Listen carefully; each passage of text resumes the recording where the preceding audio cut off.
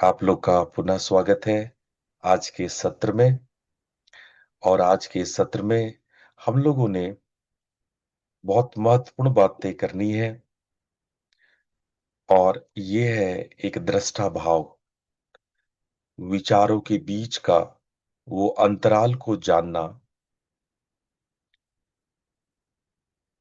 इस विषय में हमने बहुत सारी बातें आप लोग को पहले भी करी है, लेकिन आज उस मानसिक स्थान को खोजने की पुनः बात करेंगे, जो न केवल आपकी मेंटल स्पेस क्लियरिंग बल्कि आपके भीतर एक इनर साइलेंस, एक अंतर मौन को उत्पन्न करेगा। आज हम लोग जानेंगे कि थॉट्स के बीच में भी अंतराल होता है। इसको जानने के लिए हम लोग थोड़ा चित्तवृत्ति को समझेंगे, डीएमएन को समझेंगे, साक्षी भाव को समझेंगे और अंतराल के सही अर्थों को समझेंगे। विचार हम सबके जीवन में अनवरत चलते रहते हैं, लेकिन जब विचारों के बीच का अंतराल लंबा होता है तो हमें खुद की प्राप्ति होती है। हमें खुद हम खुद का सामना करते हैं। वहीं पर आप हो जहां पे अंतराल है, और वास्तव में तुम एक अंतराल हो। एक हार्ट टोले ने ये बात हमारे विज्ञान भैरव तंत्र से ली है, और हमारे शास्त्रों में ये बात बहुत विस्तार से बताया गया है। हम लोग थोड़ा से मन के और विचारों के विषय में थोड़ा डेटा जरा देख लें कि मन की व्यस्तता और उसकी डाटा का क्या सीन है। हम लोग का माइंड कितना क्लटर्ड है, एक झलक आप देखिए। The average person has 6,000 to 80,000 thoughts per day. 90% are repetitive, 80% are negative. ये डॉक्टर डेनियल लेविटिन का स्टेटमेंट है। बड़े साइकोलॉजिस्ट हैं, सैकड़ों लोगों के मन पर गंभीर अध्ययन किए हैं। इनकी बात ऑक्सफोर्ड यूनिवर्सिटी भी मानती है। अब इतना गहन अध्ययन ये आपको बता रहा है कि लगभग 60,000 से 80,000 विचार आप एक दिन में करते हैं। और इतना ही नहीं, विचार तो करते ही है, उसमें से ज्यादातर अनकॉन्शियस है। आपको पता भी नहीं वो चल रहा है, आप बड़े बेहोशी से उसको सुनते भी हैं। एकदम रेडियो की तरह बंद नहीं होता है, वो चलता रहता है।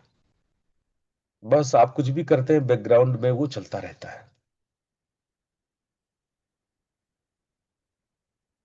आगे डॉक्टर डेनियल कहते हैं कि उसमें से 90% पुनरावृत्ति है, रिपीटिटिव थॉट्स है, वही पुराने लूप्स। यह मैंने क्यों कहा, क्या होगा अगर मैं ये कर दूं, उसने ऐसा मेरे साथ व्यवहार क्यों किया, उसको ऐसा नहीं करना था, क्या अगर ऐसा ना हो करके वैसा होता तो कैसा होता।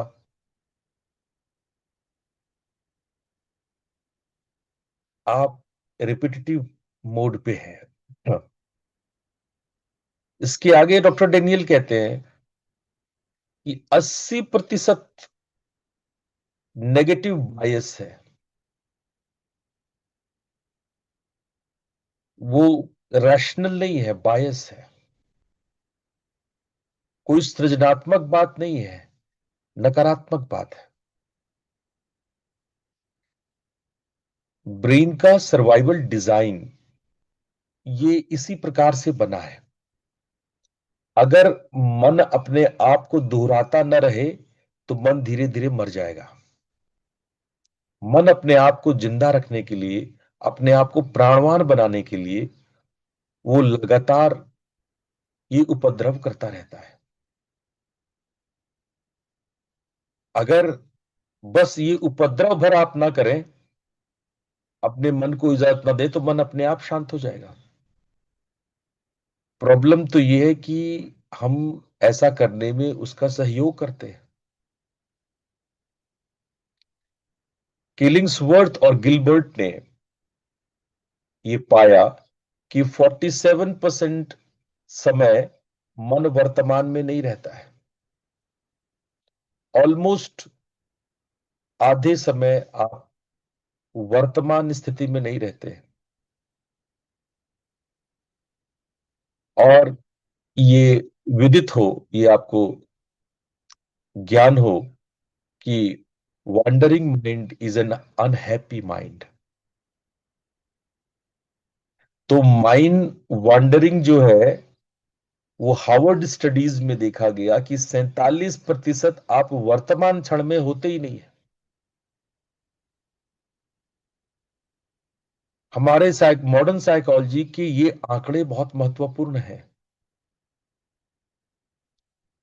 मॉडर्न साइकोलॉजी जिन आंकड़ों को आपके सामने रखा है, इस पर हमें मनन करना चाहिए, विचार करना चाहिए।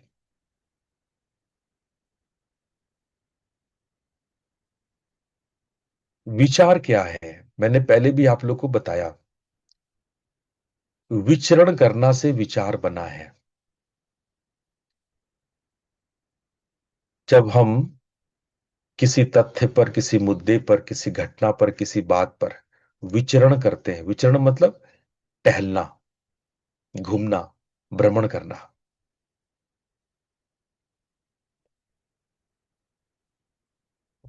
थॉट्स का नेचर जो है, वो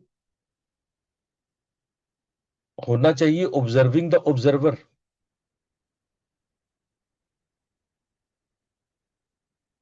लेकिन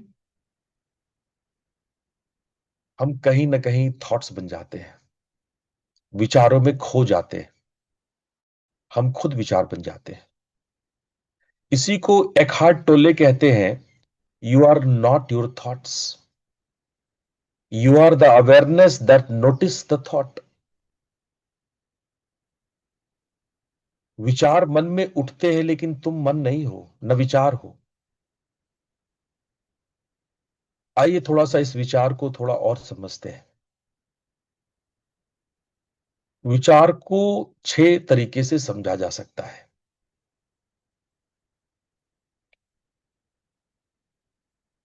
events in awareness, note facts, not identity. मैं वर्थलेस हूं, जैसे एक विचार हुआ। मैं फेल हो जाऊंगा, जैसे एक विचार हुआ। तो विचार इवेंट्स हैं, फैक्ट्स नहीं है। ध्यान रखना मेरी बात को। विचार इवेंट्स है, फैक्ट्स नहीं है, तथ्य नहीं है। तथ्य के प्रति आपकी समझ है।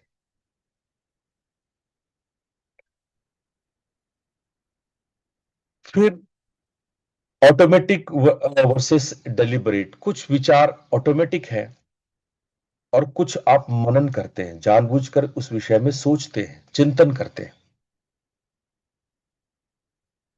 90% विचार आपका ऑटोमेटिक है, जिसको हम लोग नॉर्मली सिस्टम वन कहते हैं। कहनमैन ने इसको सिस्टम वन बोला। और डेलिब्रेट, जो आप विचार करते हैं, चिंतन करते हैं, सोचते हैं, जानबूझ करके उस विचार पर मनन करते हैं, उसको कहनमैन साहब ने सिस्टम टू बोला, चॉइस। तो ये system one versus system two, इस पर मॉडर्न साइकोलॉजी ने काफी वर्क किया। और हम आगे देखेंगे कि किस प्रकार से सिस्टम वन हावी होता है, महत्वपूर्ण होता है, 90% एरिया को घेरे रहता है, और उसी के अकॉर्डिंग ही सिस्टम टू वर्क करता है। तीसरा फैक्ट है इम्परमानेंस ऑफ थॉट्स। विचार बड़े धोखेबाज हैं। अभी आपके मन के ने सुविधाओं के, आदतों के, जो आपको एक क्षणिक सुख मिलता हो, जिसमें जिसमें एक इम्परमानेंट, जो क्षणिक, जो दीर्घकालीन नहीं है, एक क्षणिक थोड़ी देर के लिए जिसमें सुख मिलता हो, उसकी सहमति कर देता है। हर विचार की एक बिगनिंग और एंड है। ये बदलता है मौके परिस्थितियों के अनुसार। ये इतना मौका परस्त है कि आपको हवा भी नहीं लगने देता है कि एक ही जैसी स्थिति में आप अलग अलग विचार कर सकते हैं। इसीलिए विचारों से परेशान ना होने के लिए हमेशा याद रखिए कि ये भी गुजर जाएगा, ये झंझावत भी गुजर जाएगा।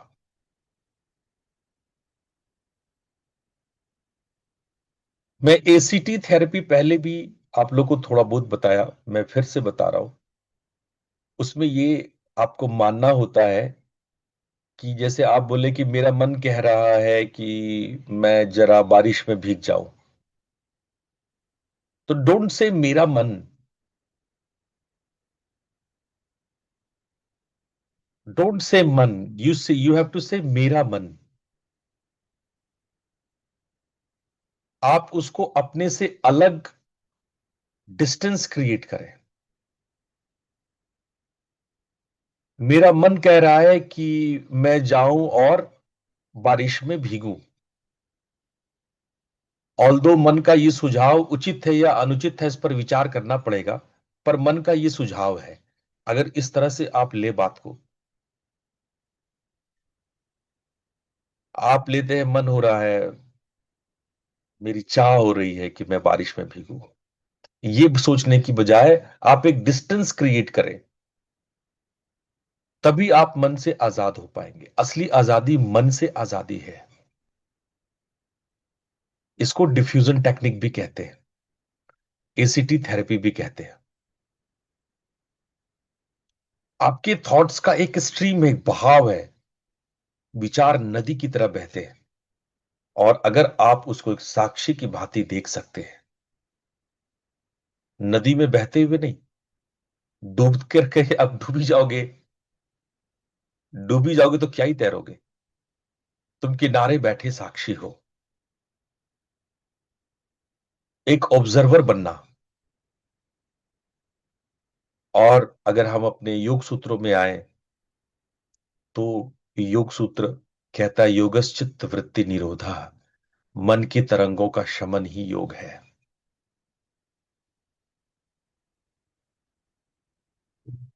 हम समझे कि विचारों के अंतराल को हम कैसे पकड़ सकते हैं, क्योंकि हमारा तंत्र, विज्ञान भैरव तंत्र कहता है कि अंतराल में तुम हो। अंतराल को पाते ही तुम अपने भैरवावस्था को प्राप्त कर लोगे। The gap between your thoughts, the gap between your breath. जो कुछ गतिमान है, जो कुछ बार बार आवृत हो रहा है, रिपीट हो रहा है, तो उसका गैप भी होगा। अगर एक के बाद दूसरी चीज आ रही है, तो एक और दूसरे के बीच में कोई ना कोई अंतराल, कोई ना कोई गैप, भले ही बहुत क्षणिक हो, फ्रैक्शन ऑफ सेकेंड्स में हो, लेकिन ये अंतराल सत्य है, वो होगा ही होगा।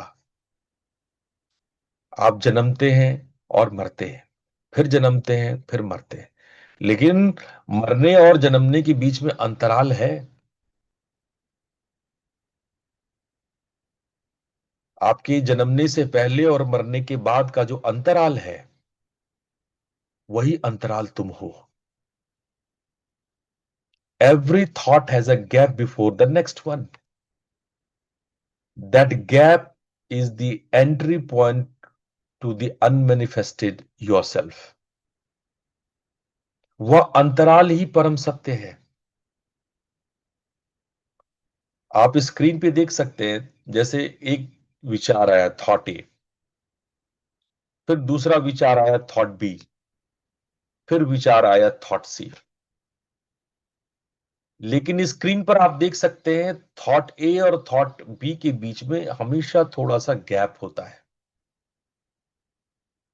एक अनमैनिफेस्टेड गैप होता है, वो मैनिफेस्ट नहीं होता है, वो एक अनमैनिफेस्टेड गैप होता है। और वही गैप आपका ट्रू सेल्फ है। नॉर्मल स्टेट में क्या होता है, आपके दिमाग में बैक टू बैक थॉट्स, लगातार थॉट्स पे थॉट्स, थॉट्स पे थॉट्स चलता है। आपको गैप पता ही नहीं लगेगा, सोचते ही दूसरे थॉट में आप उतर जाएंगे। माइंड में लगातार शोर हो रहा है, कांस्टेंट नॉइज हो रहा है। लेकिन जब आप प्रयास करना शुरू करेंगे, आप ध्यान करके इस गैप को फोकस करना शुरू करेंगे, तो इस चेंज में, इस जब ये चेंज हो रहा है, तो उसका धीरे धीरे आपको अंदाज पता लगेगा। पहले तो अंदाज ही लगता है, पहले ठीक ठीक पता नहीं लगता है, पहले अंदाज समझ में आता है। लेकिन फिर धीरे धीरे धीरे धीरे आप रोज अभ्यास करेंगे, तो ये गैप धीरे धीरे लेंथ, वो बढ़ेगा, आपको समझ में आएगा। एक अजीब सी शून्यता में आप प्रवेश कर जाएंगे, जिसमें ना थॉट्स है और ना ही कोई भान है। एक अनंत में प्रवेश करने लगेंगे, और आपका स्पेस बिटवीन द थॉट्स वो बढ़ता जाएगा, दैट ग्रोज। और मजेदार बात है, जैसे जैसे ग्रो होगा, वैसे वैसे आपका अवेयरनेस बढ़ने लगेगा, वैसे वैसे आपकी कॉन्शियसनेस एक्सपांड करने लगेंगी। चमत्कार होगा। आपने एक बहुत बड़ी जीत हासिल कर ली है। और जैसे ही ये गैप अपने स्वरूप लेना शुरू करेगा, तब पहली बार आपके भीतर समाधि उत्पन्न होना शुरू होगा, और आप इस सत्य को, कि आप कौन है, ये सृष्टि क्या है, सृष्टि से परे क्या है, लौकिक अलौकिक सत्य का ज्ञान होने लगेगा। देखो, इतना ही सरल है, पूरा का पूरा अध्यात्म इतना ही सरल है। जितने उपनिषद हैं, जितने वेद हैं, जितने हमारे तंत्र शास्त्र हैं, दुनिया के जितने धर्म हैं, बस यही एक बात है, इतनी सी बात है।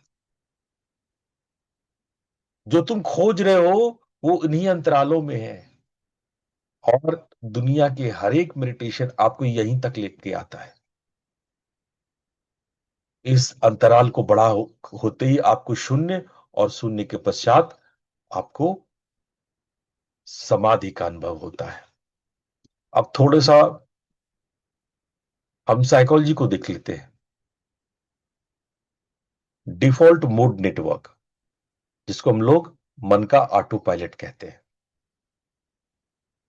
अब इस वॉन्डरिंग माइंड के बारे में मार्कस रिचले क्या कहते हैं, इसको समझते हैं। The default mode network is active when we are not focused on outside world. It generates self referential thoughts और mental chatter. ये भीतर एक डिफॉल्ट मोड चलता रहता है, आपका एक खास तरह का लूप चलता रहता है। कई बार तो हम आउटसाइड वर्ल्ड में हमारा फोकस भी रहता है, तब भी ये डीएमएन चलता रहता है। तो ये डीएमएन क्या है? डीएमएन ब्रेन का एक बैकग्राउंड प्रोसेसर है, जैसे आपके कंप्यूटर में, लैपटॉप में होता है। जब आप कोई फोकस काम नहीं कर रहे होते हैं, जब आप किसी एक चीज पर ध्यान केंद्रित नहीं करते हैं, तब ये डीएमएन एक्टिव होता है, ये लूप्स बनते हैं, रुमिनेशन होता है, चाहे वो रिग्रेट हो, वरी हो, ये सब के सब डीएमएन है।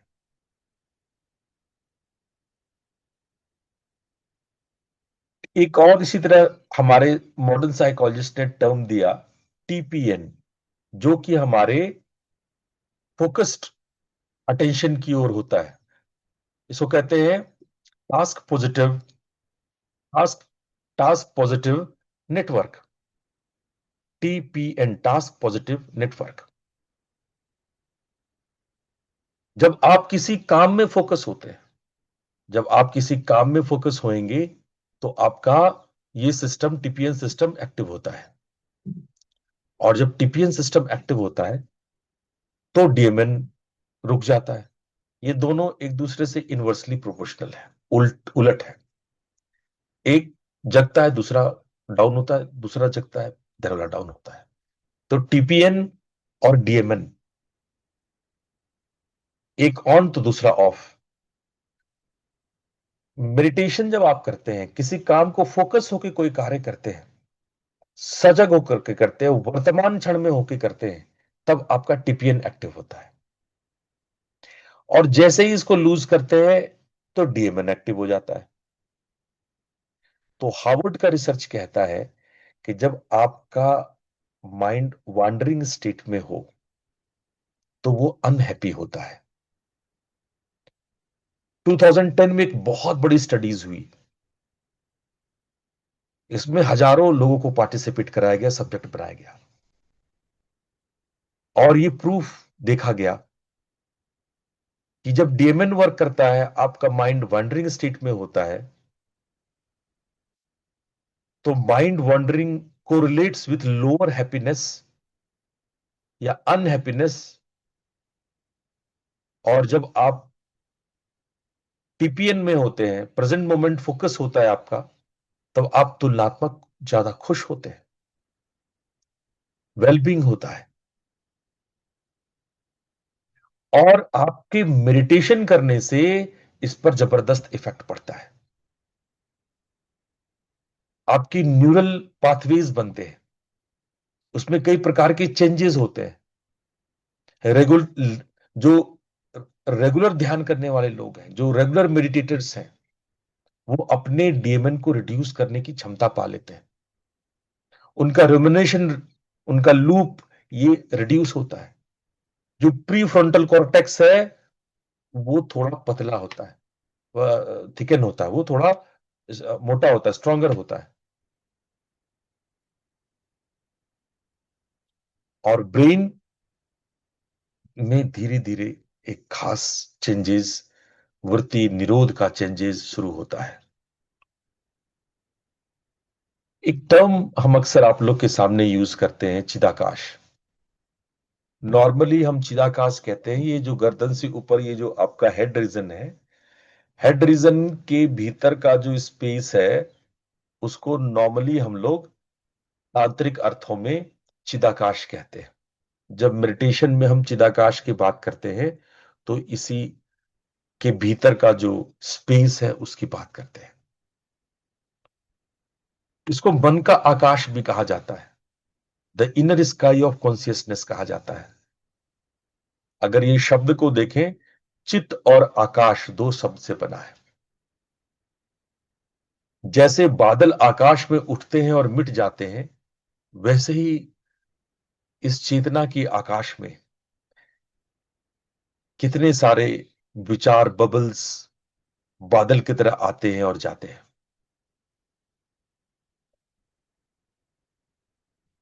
हमारे उपनिषद में 5 प्रकार के आकाश के बारे में वेदांतिक सूत्र में है।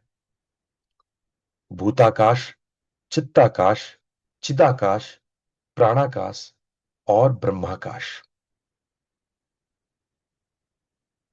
भूताकाश जो फिजिकल लेवल पे है, चित्ताकाश जो मेंटल स्टेट पे है, चिदाकाश जो चेतना के स्टेट पे है, प्राणाकाश जो प्राण के लेवल पे है, और ब्रह्माकाश इन सबसे परे है। आकाश क्या है? आकाश इज इनफाइनाइट। आकाश सृजन का आधार है। आकाश मां भगवती काली का स्वरूप है। आकाश को काटा नहीं जा सकता, जलाया नहीं जा सकता, भिगोया नहीं जा सकता। एंड दस कंसिस्टेंसीज, और इसीलिए कंसिस्टेंस ऐसा ही है।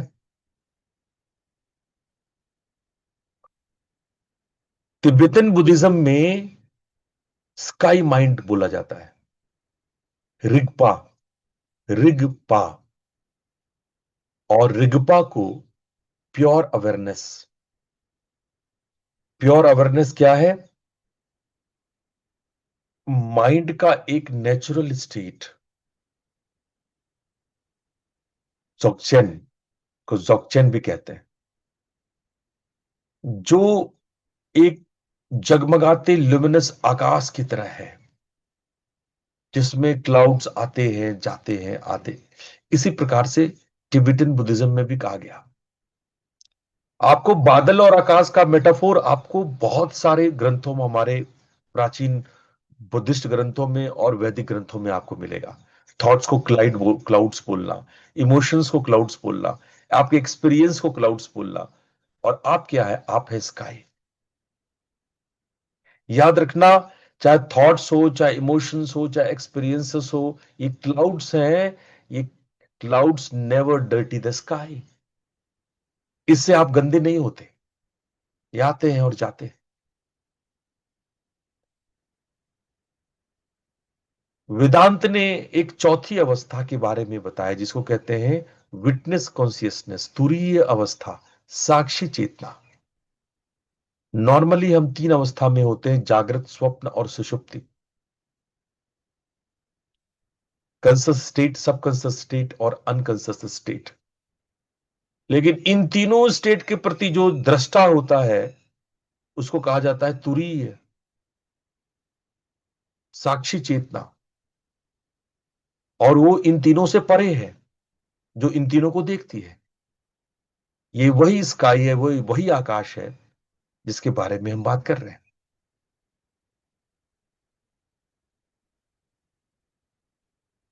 इसके अलावा एक और state,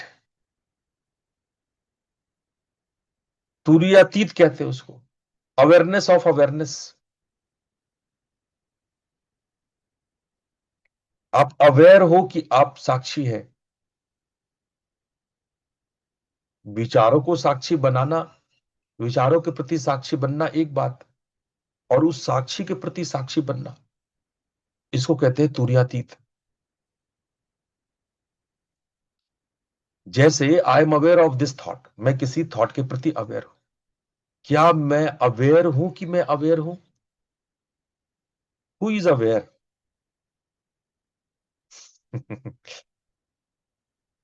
that is the atman. That is the pure awareness, is the atman. Patanjali योग सूत्र कहता है चित्त वृत्ति निरोध। और जब चित्त वृत्ति का निरोध होता है, तदा दृष्टु स्वरूपे अवस्थानम, तब जाकर के दृष्टा अपने स्वरूप में अवस्थित होती है, जब चित्त की तरंगे शांत होती है।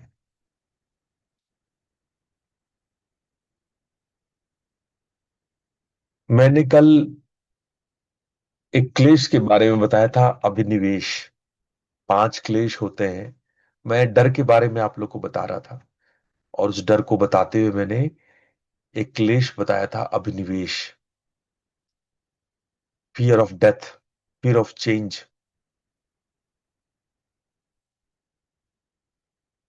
और इस अभिनिवेश से, इस फियर ऑफ डेथ से 4 चीजें पैदा होती है। उसको भी हम लोग समझते हैं। अविद्या, द फॉल्स नॉलेज। अस्मिता, ईगो। राग, अटैचमेंट। द्वेष, रेजिस्टेंस, एवर्सन। जैसे कलेश क्या है? अगर आप कहते हैं मेरी जिंदगी में बड़ा कलेश है, बड़ा दुख है, बड़ा झंझट है, बड़ा उपद्रव है, कलेश को हम लोग नॉर्मली उपद्रव से लेते हैं। सबसे बड़ा उपद्रव पता है क्या है? कि मैं ये शरीर हूं, अपने आप को ये शरीर मान लेना। और इसी उपद्रव के कारण आपके अंदर अस्मिता पैदा होता है कि मैं, मेरा, मेरे बिलोंगिंग्स, मेरा ये, मेरा वो, आपके प्रेफरेंस, एवर्सन और नाना प्रकार के मेंटल नॉइसेस। आप जो पसंद है उसको पकड़ते हैं, जो अच्छा नहीं लगता है उससे घृणा करते हैं। तो राग और द्वेष पैदा होता है। और इन सब की समाप्ति अभिनिवेश है, इन सब में बदलाव अभिनिवेश है। तो ये 5 प्रकार के कलेश हैं जो आपके मन के जड़ों तक है। और जब ये तरंगे शांत हो जाती हैं तो दृष्टा अपने स्वरूप में अवस्थित होता है। जैन बुद्धिज्म ने इसी को शून्यता और मां बोला।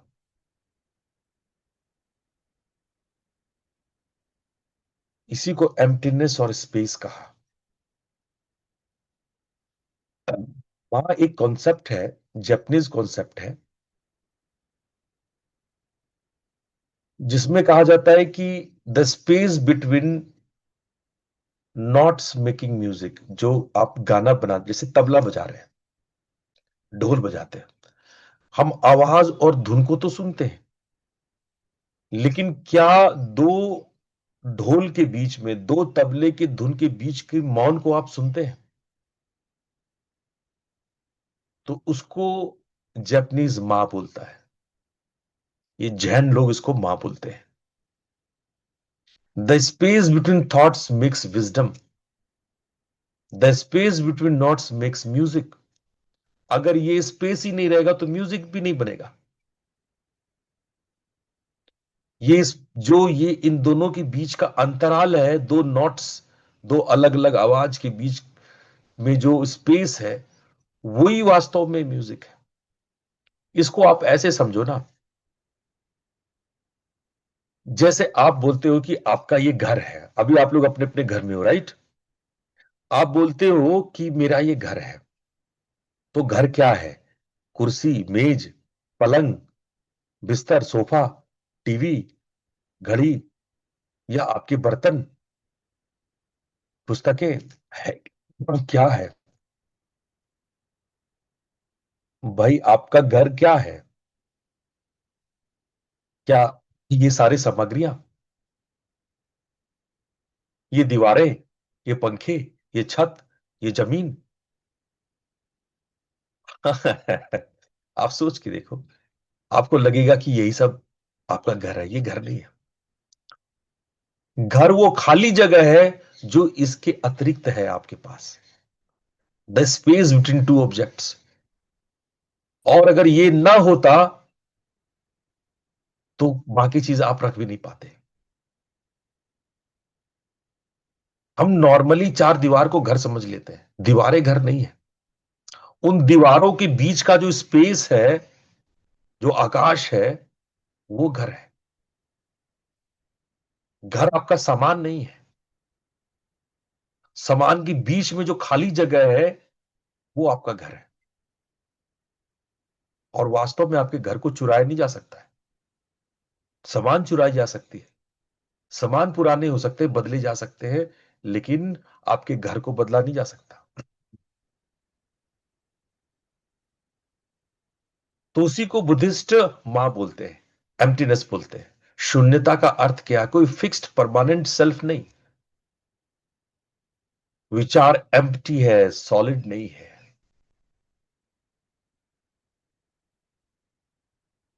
जैसे किसी आर्किटेक्ट में, जैसे अभी हमने घर का बताया, म्यूजिक में, कन्वर्सेशन में, तो आपका पॉज है, आपका रुकना है,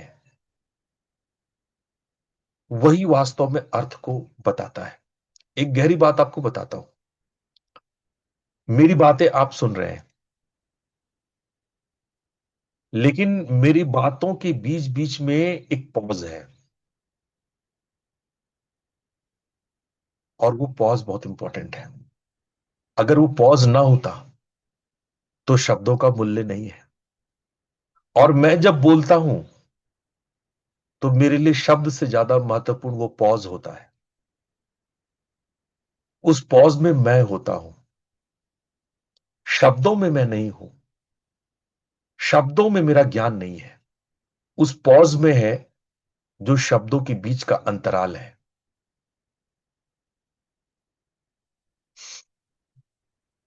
क्योंकि उसके बीच में मेरे विचार नहीं है, उसके बीच शब्दों के बीच में शून्य हूं।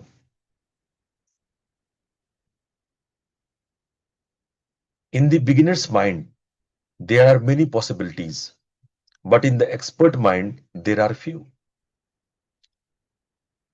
आपका जो एम्प्टी माइंड है, आपका जो ये मां है, ये वास्तव में एक क्रिएटिव माइंड है, ओपन माइंड है, जो नए नए विचार की सृजना करने की क्षमता रखता है। इस गैप को अनुभव करने को जापानी जैन बुद्धिस्ट ने कैंसो कहा। कैंसो मतलब गैप का अनुभव। और जब आप उस गैप में रुकने लगते हैं, ठहरने लगते हैं, तो इसको सटोरी कहते हैं। और जब उस गैप में कुछ कल्टीवेट करने लगते हैं, कुछ क्रिएटिव करने लगते हैं, उस गैप में आप समाधि लगाने लगते हैं, तो उसको जाजन कहते हैं। जाजन हम पहले भी आप लोग को पढ़ाए हैं। तो ये सारे शब्द जैन में, चाहे कैनशो हो, सातोरी हो, या जाजिन हो, ये मां को समझना है। एक बार एक मंक ने एक सवाल पूछा अपने शिष्य से कि एक हाथ से ताली कैसे बजती है। आप लोग बताओ कि एक हाथ से ताली कैसे बजती है।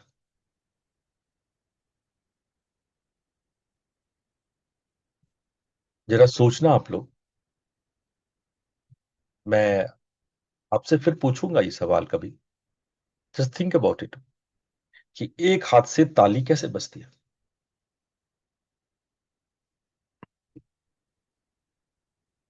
अगर इस प्रश्न का ठीक ठीक आप उत्तर समझ गए, आप में से कोई बता सकता है अगर कोई समझ में आ रहा हो आप लोग को तो? Anyone can answer this? आप अपना हैंड रेज कर सकते हैं जो उत्तर दे सकते हैं। एक हाथ से ताली आप कैसे बजाएंगे? आप में से कोई स्पेस के साथ उत्तर? गुरुजी, विद हाँ, space, with space. With space, पर ताली कैसे बजाएंगे? आप स्पेस से टकराएंगे तो भी स्पेस को आपने दूसरा हाथ बना लिया ना। एक हाथ से ताली कैसे बजाएंगे? गुरुजी मानसिक। मानसिक कल्पना करके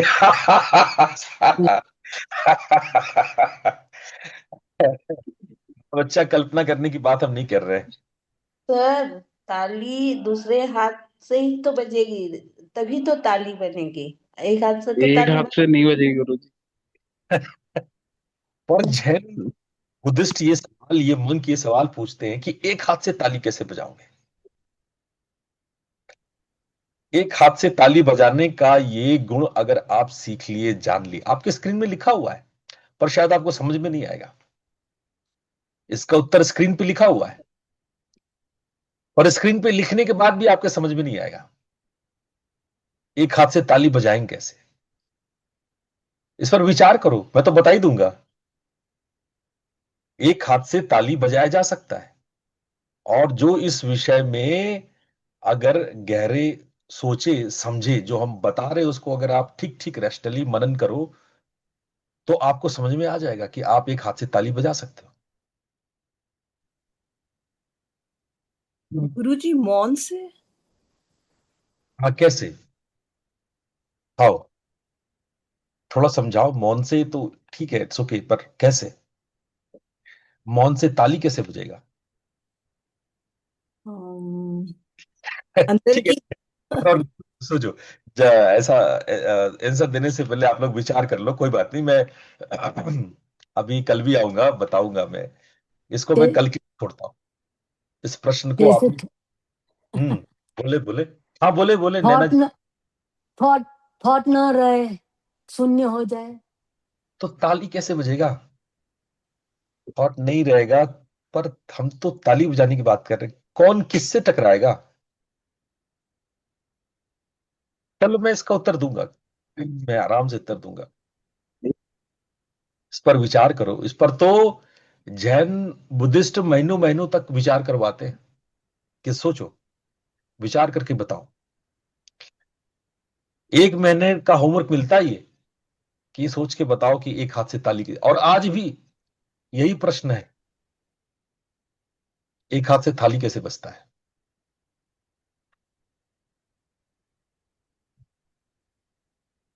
चलिए, थोड़ा अब हम वेदांतिक थॉट में आते हैं। आत्मा साक्षी है, भोक्ता नहीं, ऐसा हमारा वेदांतिक सूत्र कहता है। मन में चाहे तूफान हो, लेकिन आपका साक्षी अप्रभावित है। जैसे सिनेमा का स्क्रीन है, फिल्म के सीन उस पर इंपैक्ट नहीं डालते, चाहे उसमें कैसा भी मार धाड़ हो, तो जो पर्दे हैं वो फट नहीं जाया करते। जितना भी बम विस्फोट हो, आपका टीवी नहीं टूट जाता है। टूट जाता है कि आप कोई बहुत भारी देख रहे हो, मान लो कोई युद्ध जैसी स्थिति देख रहे हो, खूब बम ब्लास्ट चल रहा हो, तो कि आपका टीवी टूट जाता है?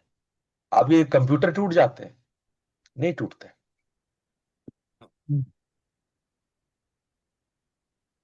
तो आपने क्या करना है, ये 5 बातें आपको याद रखना है। नोटिस करो अभी मेरे मन में क्या है, ये प्रश्न पूछो अपने आप से। ऑब्जर्व करो अपने और अपने मन में, एक दूरी बनाओ, गैप बनाओ, तभी उस पर नियंत्रण कर पाओगे। तुम तो आपस में ऐसे चिपक गए कि तुम ही मन बन गए, और मन तुम्हारे पर कंट्रोल करने लगा। तो स्टेप बैक लो, नोटिस करो, ऑब्जर्व करो। उसको मैं बार बार कहता हूं लेबलिंग, उसको लेबल करो। Name without judgement, without any judgement name it. यह एंजाइटी है, ये प्लानिंग थॉट्स है, ये मेमोरी है, ऐसा लेबल करो। लेबल करने से डिस्टेंस पैदा होता है। सबसे पहले मन और अपने बीच में दूरियां पैदा करो। अलाउ करो, लेट इट बी। यह थॉट है, यहां मुझे रिएक्ट नहीं करना है, वो जैसा उसको होने दो। उसको एक्सेप्ट करो, स्वीकार करो। बस दूरियां बनानी है उससे, रिएक्शन नहीं देना है। उसके जैसा होना नहीं है, वो जैसा कहता है वैसे फॉलो नहीं करना। उसको सप्रेस नहीं करना, ना फॉलो करना है, बस उसको अलाउ करना है। चौथा एक्ट करना है आपको, लेट इट पास। उसको रिलीज करो, उसको जाने दो, अपने आप उसको निकलने दो। ये थॉट आई, अब ये जा रही है, अब ये आई, अब ये जा रही है। रिवर फ्लो की तरह तुम एक किनारा बन के वहां खड़े रहो, स्थिर, अटल और सजग। नदी आएगी, बह के आपके सामने से धार निकल जाएगी। Let it pass. और पांचवा काम आपने करना है, abide in space, rest in awareness. Notice the space that remains, अंतराल में ठहरो। यही तुम्हारा असली घर है। विचार, आप बादल नहीं हो, आप आकाश हो। बादल में नहीं घूमना ठहरना, आपने आकाश में ठहरना। फिर चलते चलते आपको उन 5 विधियों के बारे में भी बताते चले, जिसको हम लोग मेंटल डीक्लटरिंग कहते हैं। ये क्या क्या विधियां हैं? ब्रेन को आप डंप मत बनाओ, सबको निकालो। उसको एक डंपिंग एरिया नहीं बनाओ ब्रेन को, है ना। रोज 10 मिनट अपने मन में जो है कागज पे लिखो, उसको जला दो, इससे माइंड खाली होगा। ठीक है। सुबह उठते ही आप कुछ उस पे अपने कॉन्शियसनेस पे लिखो। लिखना जरूरी है। देखो, आप जब तक केवल सोचोगे काम नहीं आएगा। पेन पकड़ो, अब तो मोबाइल है, लैपटॉप है, कंप्यूटर है, कंप्यूटर पे लिख लो।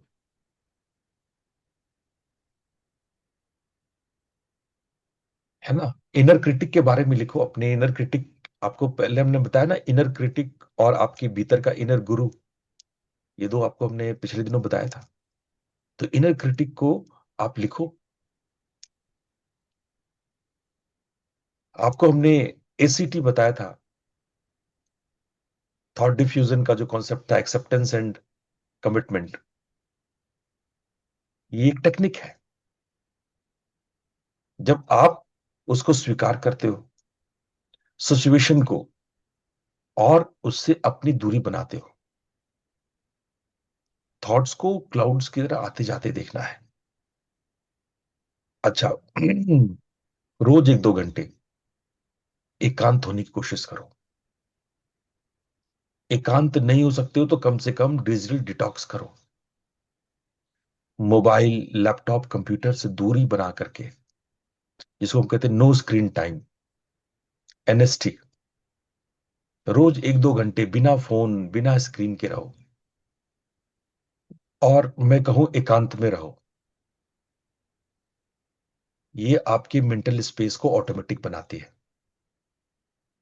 अपने डिसीजंस को सिंप्लीफाई करो, अपने कॉग्निटिव लोड को थोड़ा रिड्यूस करो। जैसे जैसे आप इन मेथड्स को करेंगे और माइंडफुल गैप प्रैक्टिसेस आप करेंगे, तो आप पाएंगे you don't have to sit for an hour. हर मोमेंट, जो भी आप काम कर रहे हैं, चाहे आप ऑफिस में हैं, चाहे आप बाजार में हैं, every ordinary moment holds a doorway to the gap. Every moment, every ordinary moment, हर पल आपका ध्यान है। तो ये चीज देखो, अब ध्यान दो, जीवन में उस बात को जोड़ो। कुछ भी कर सकते हो, नहाने से पहले, खाना खाने से पहले, पानी पीने से पहले, कोई बात बोलने से पहले, कोई घंटी बनाने से बजने से, फोन उठाने से पहले, कोई एसएमएस करने से पहले, कोई व्हाट्सएप करने से पहले, ऐसे कुछ भी आप एरिया बना सकते हो जहां पर आपको उस स्पेस को कल्टीवेट करना है। 3 बार सांस, 3 गहरा सांस लो, और अपनी सजगता को जगाओ, अपने दृष्टापन को जगाओ। बस 3 सांस, आंखें बंद और दृष्टापन जागृत, धीरे धीरे घट के एक सांस में आ जाएगा।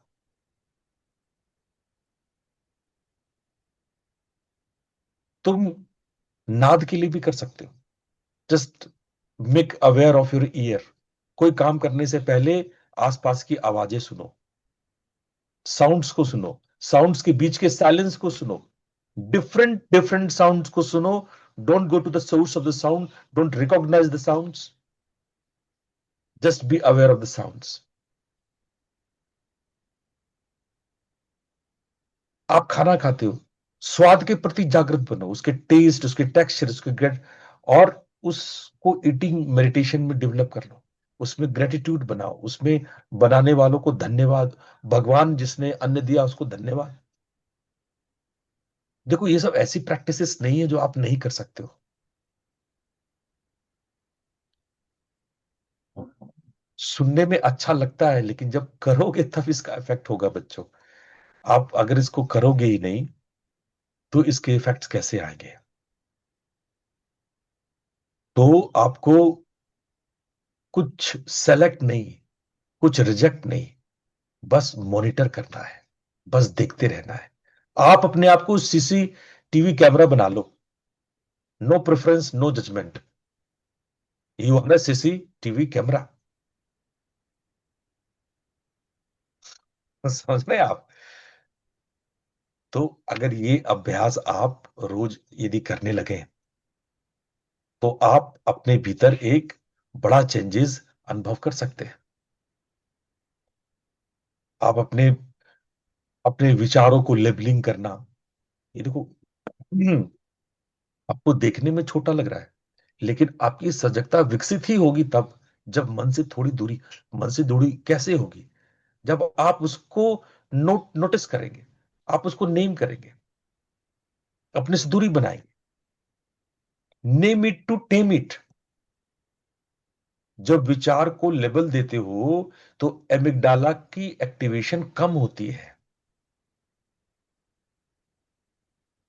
ठीक है? अब जैसे फॉर एग्जाम्पल आपने कोई प्लानिंग किया कि मुझे ये काम कल करना है, तो आप क्या करो, तुरंत उसको लेबल दो प्लानिंग, उसमें चिपकाओ नोटिस कि ये प्लानिंग है, नोटेड, रिलीज कर दो, अब इस बात को छोड़ो। आपके दिमाग में आता है, अरे क्या होगा कल यदि यार बॉस आ गया, तब तो दिमाग खराब होने वाला है, बॉस आ गया तो क्या होगा? तो आप परेशान हो, डरे हुए हो, वरी हो, तो तुरंत लेबल चिपकाओ वरी, नोटेड। आपने इसको नोटिस कर लिया एंड रिलीज रिलीज इट। आप जैसे अलग अलग बोतलों में ऐसे भरते हो ना, ऐसे अलग अलग बोतलों में इस लेबलिंग को आप भरो। धीरे धीरे धीरे आपका दिमाग एक बोतलों का, एक होम्योपैथ का एक वो बन जाएगा, दराज बन जाएगा, अलमारी बन जाएगा, जिसमें भांति भांति के बोतल लगे हुए, लेबल्ड बोतल लगे हुए।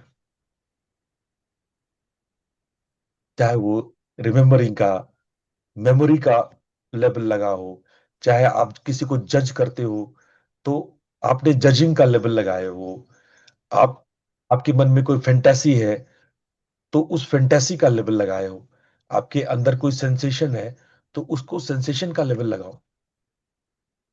लेबल लगाना सीखो। जब आप लेबल लगाएंगे तब जाकर के आप उस चीज को ठीक तरह से देखेंगे, दृष्टा बन पाएंगे। देखो, एक सजग माइंडफुल होने के लिए तीन बात बहुत जरूरी है। आप कैसे ऑब्जर्व करते हो, कैसे सुनते हो, और कैसे महसूस करते हो। सो कहते हैं visual experiences, auditory experiences and somatic experiences, sensational experiences या इमोशनल एक्सपीरियंसेस। ये तीन चीज को बड़ा गौर करो, अपनी आंख, अपने कान और अपनी फीलिंग्स को। जब ये आप करने लगोगे, और इसको हर जगह, चाहे आपका कार्यस्थल हो, चाहे आपका वार्तालाप हो, चलते फिरते, आप अपने मतलब कोई वॉकिंग कर रहे हो, कोई प्राकृतिक जगह है, जहां भी सोने से पहले, नहाने से पहले, जब बोर हो रहे हैं तो उस बोरियत के क्षणों में, जर्नी के क्षणों में, है ना, उन सारी चीजों में आप उसको देखो। गैप की प्रैक्टिस करो, अंतराल की प्रैक्टिस करो। आप ब्रेथ के गैप को देखो। ब्रेथ ब्रेथ के गैप की प्रैक्टिस करोगे तो अपने आप थॉट्स के गैप की प्रैक्टिस होगी। फिर जब आप धीरे धीरे थॉट्स के गैप को प्रैक्टिस करने लगोगे, तब अपने आप आपका मन आपके नियंत्रण में आ जाएगा। आपका होम, आपका वो अंतराल है। अपने अंतराल में आकर के टिकिए। The gap is your true self. हाँ, पूछे शर्मा जी। गुरु जी, जैसे ये श्वास का अंतराल में जैसे बताते हो, अंतराल के उसमें वॉच करना चाहिए, तो क्या उस समय माइंड कुंभक की हल्की सी प्रैक्टिस करनी चाहिए? उसमें आसान नहीं, होता है? नहीं, बिल्कुल नहीं, उस तरफ कुंभक की तरफ ध्यान नहीं देना है। ना, आप जो नेचुरल है उसी पर फोकस रखें, वरना कुंभक की आंत लग जाएगी। कुंभक की भी आंत लगाना नहीं है, एकदम नेचुरल रखिए। और जितना नेचुरल रखेंगे उतना ही आपके अंदर में ऑब्जर्वेंस डेवलप होगा। जी, तो धन्यवाद। कुंभक में अगर श्वास में कर लेंगे, अगर आपका अवेयरनेस इतना सूक्ष्म हो जाए कि आप श्वास में करने लगे, तो धीरे धीरे आप फिर माइंड को अपने विचारों पर भी करने लगेंगे। तो स्टेप बाय स्टेप आगे बढ़िए। पहले श्वास पे चलिए, फिर धीरे धीरे धीरे उसको आप अपने माइंड पे ला सकते हैं। तो धन्यवाद। आप सब लोग का बहुत बहुत धन्यवाद। आपने ये सब बातें समझी, जानी। मैं इस संडे को एक इम्पोर्टेंट टेस्ट लूंगा, एक परीक्षा होगी जो आपकी स्पिरिचुअल डायरी में ऐड की जाएगी। कई लोगों ने कहा था कि मेरी स्पिरिचुअल डायरी नहीं बनी गुरुजी, तो उनका स्पिरिचुअल डायरी भी बनना है। तो मैं इस संडे में एक टेस्ट लूंगा, आप लोगों का साइकोलॉजिकल टेस्ट लूंगा, और लगभग 50 प्रश्न होंगे जो आपको आधे घंटे में लिखने होंगे। लिखने मतलब उसमें केवल टिक करना होता है बस। उसमें 4 ऑप्शंस में एक ऑप्शन चुनना रहेगा, बस इतना पर का काम है। तो आप अपने इस संडे को सभी के सभी लोग जरूर प्रेजेंट रहे, जरूर उपस्थित रहे। फिर पीछे मत कहना कि गुरुजी डायरी मुझे नहीं मिली। आपकी बातें आपकी डायरी में तब जोड़ी जोड़ी जाएगी जब आप इस तरह के टेस्ट में आप पूरी तरह से प्रेजेंट रहेंगे। और जितने मैं टेस्ट लेता हूं उतने प्रेजेंट यदि आप होते हो तो आपकी डायरी ठीक ठीक बनती जाएगी। और ये डायरी मैं आप लोग को मुहैया कराऊंगा अगली मीटिंग में। तो आप सब लोग का बहुत बहुत धन्यवाद। कल फिर मिलते हैं नए विषय के साथ और नए ध्यान के साथ। आप सब लोग को प्रणाम। प्रणाम गुरु जी। नमस्ते गुरुजी। प्रणाम गुरुजी। प्रणाम गुरु जी। प्रणाम। गुरुदेव प्रणाम गुरुजी। गुरुदेव जो आपने सिंगल हाथ से ताली ताली बजाने की बात करी थी, को क्या हम इस तरीके से बोल सकते हैं कि सिंगल हाथ से एक ही हाथ को बेंड करके ताली बजा सकते हैं? नहीं, नहीं, नहीं। कहीं भी बजाओगे तो दूसरी चीज का, दूसरे वस्तु का तो उपयोग करोगे ना। लेकिन सोचो। खुद ठीक है। ओके। फिजिकल ताली बजाने की बातें नहीं हो रही है गुरु जी, ऐसा लग रहा है मुझे।